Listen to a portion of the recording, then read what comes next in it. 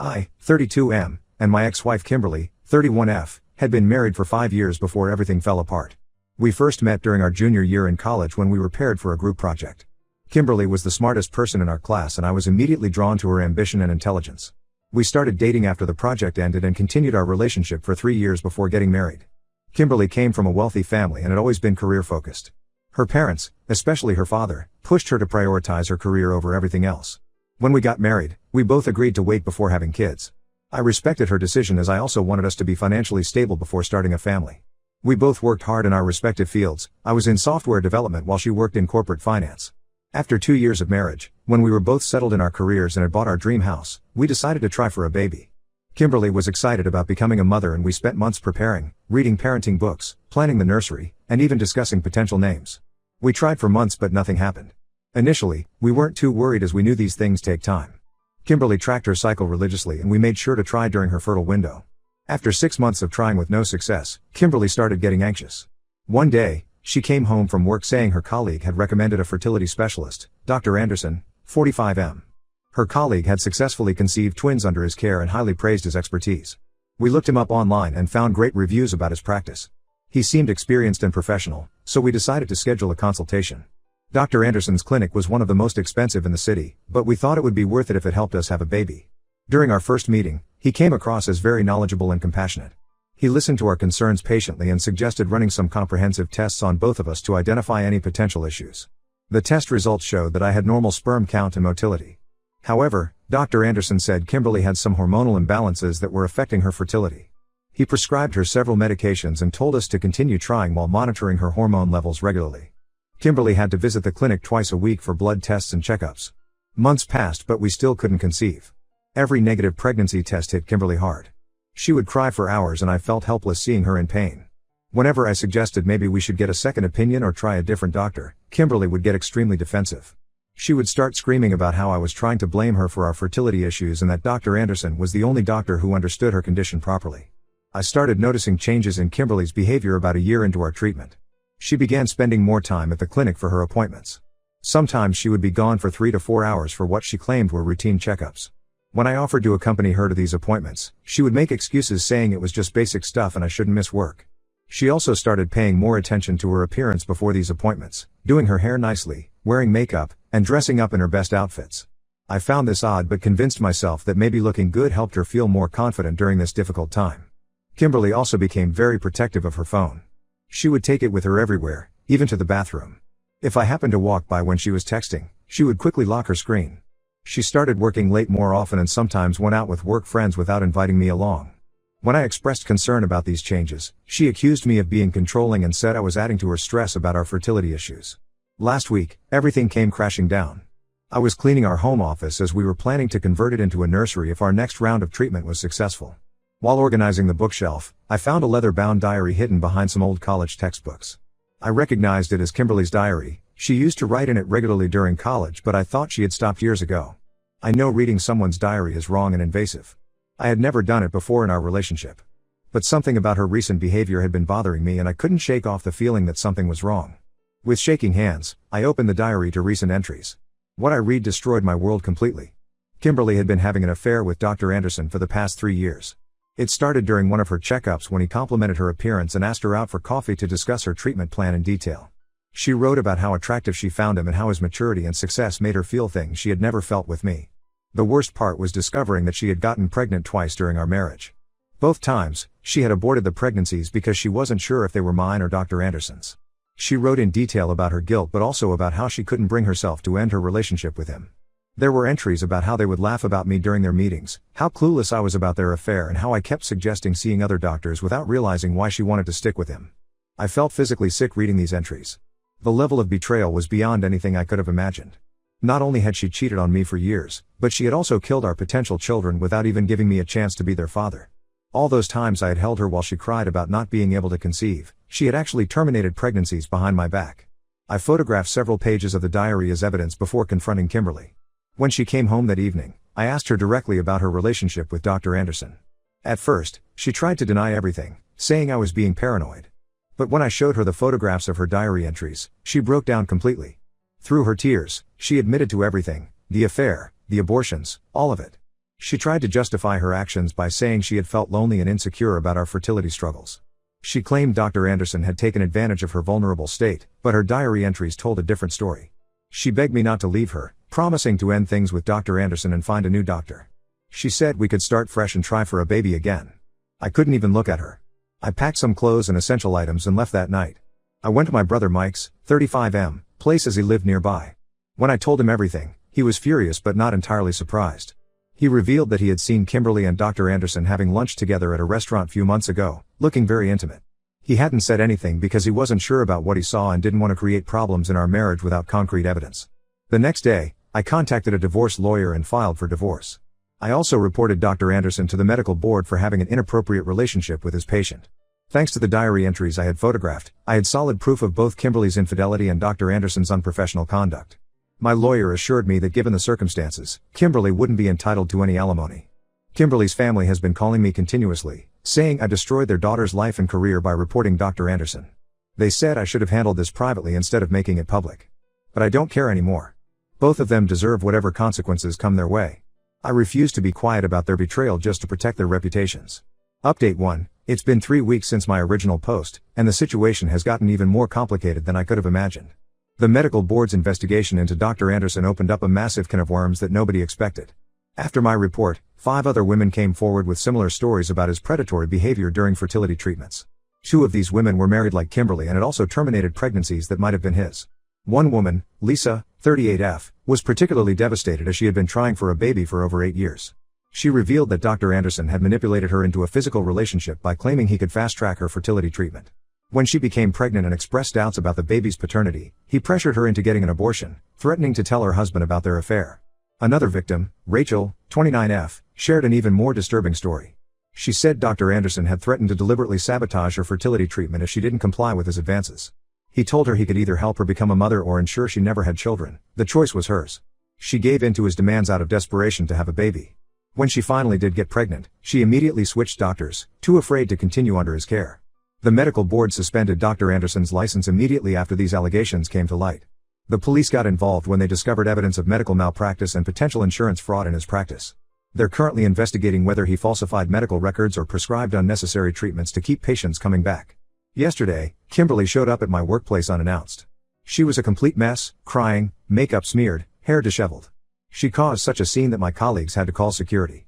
She kept screaming about how I had ruined her life by reporting Dr. Anderson.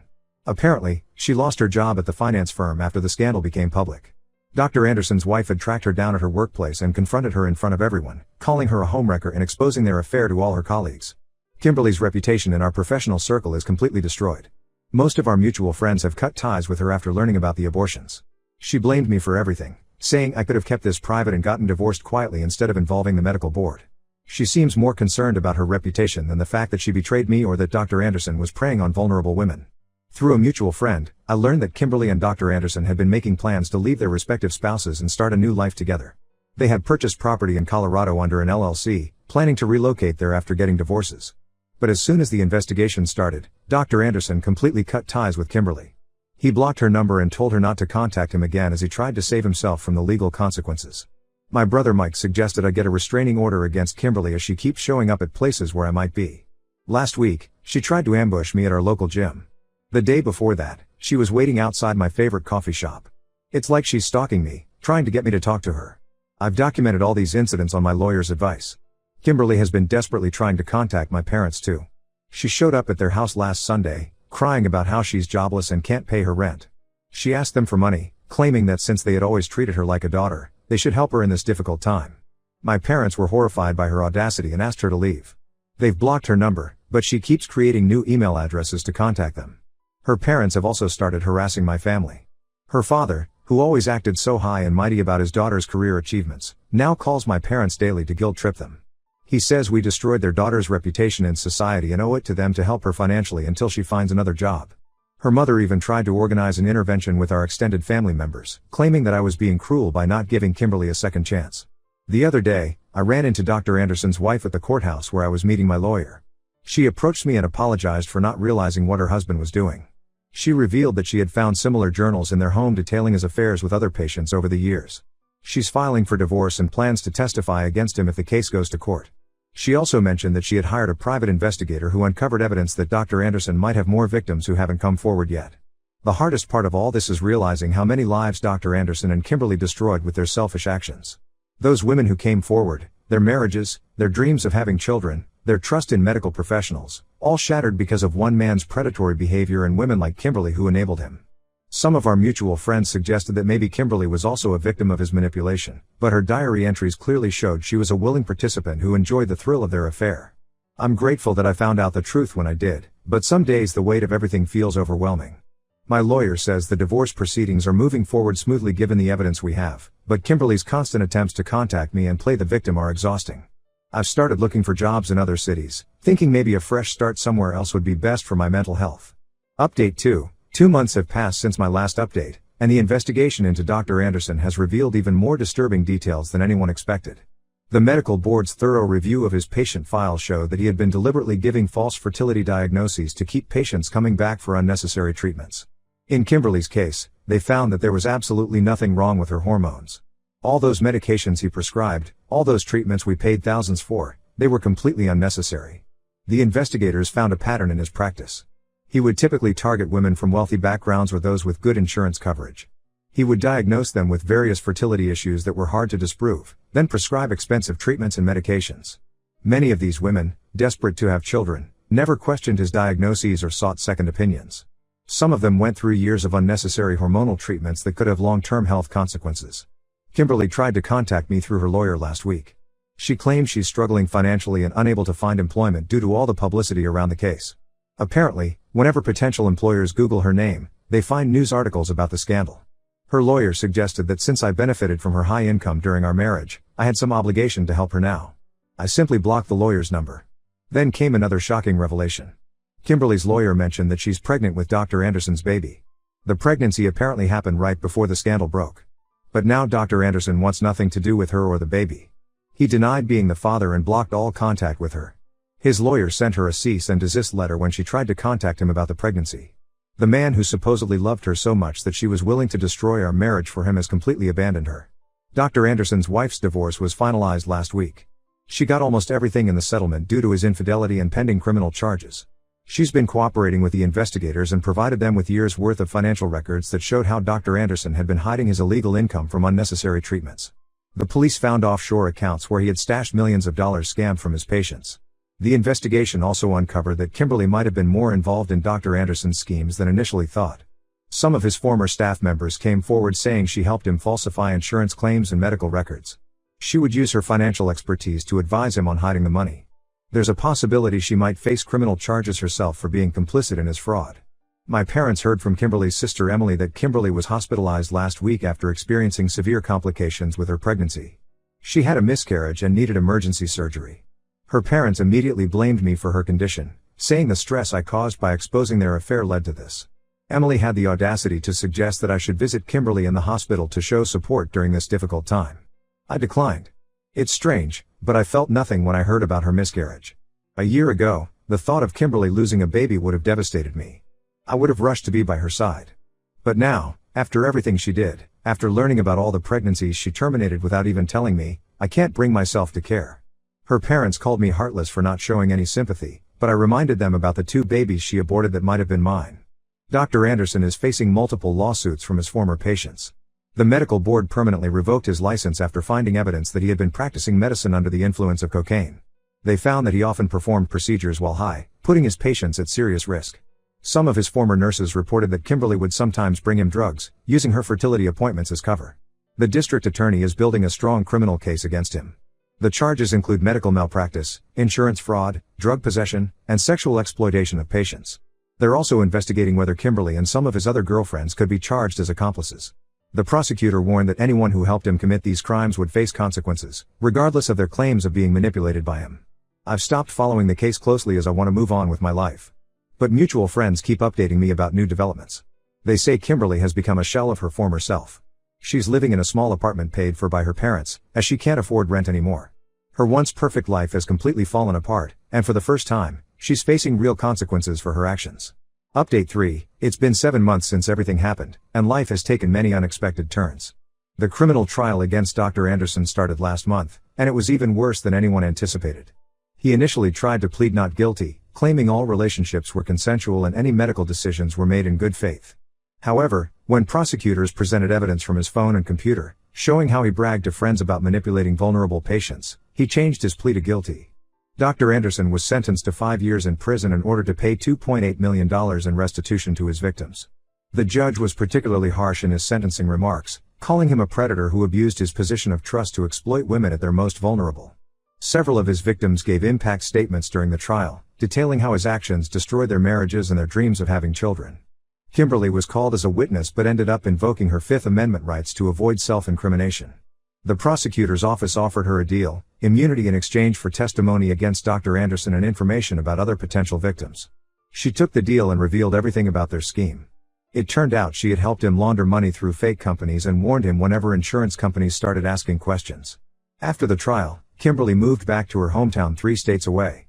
Her sister told mutual friends that she's working as a receptionist at a small medical clinic, quite a fall from her previous 6-figure corporate job. She sent me a long email last week, apologizing for everything. She wrote about how she's in therapy now and realizes the magnitude of what she did. She said she thinks about the baby she aborted every day and will never forgive herself. I read the email but didn't respond. Some wounds are too deep to heal. A few of our mutual friends have been suggesting that I should forgive her now that she's suffered enough. They say holding on to anger isn't healthy and that she's clearly learned her lesson. But they don't understand that this isn't about punishment or revenge anymore. The trust is broken beyond repair, and I've moved on with my life. I sold our house last month. I couldn't stand living there with all those memories.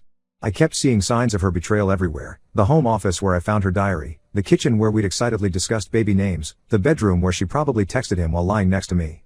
The house sold quickly, and I used the money to buy a condo in a different city where I accepted a promotion. My family has been incredibly supportive through everything. My parents, who once loved Kimberly like a daughter, have come to terms with what happened. My mom said she's grateful we found out before having children with her. Mike and his wife have been amazing too, always including me in family events so I don't feel alone. I'm not ready to date yet, though I've had opportunities. The whole experience has made me cautious about trusting people. Sometimes I still get angry thinking about their betrayal, not just the affair, but the calculated way they deceived me for years. But I know I made the right decision by exposing them instead of keeping quiet. Who knows how many more women Dr. Anderson would have victimized if someone hadn't stopped him.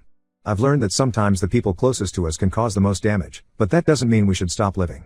I'm focusing on my career, reconnecting with old friends, and planning a trip abroad next year. Life isn't what I imagined it would be at this point, but maybe that's not such a bad thing after all.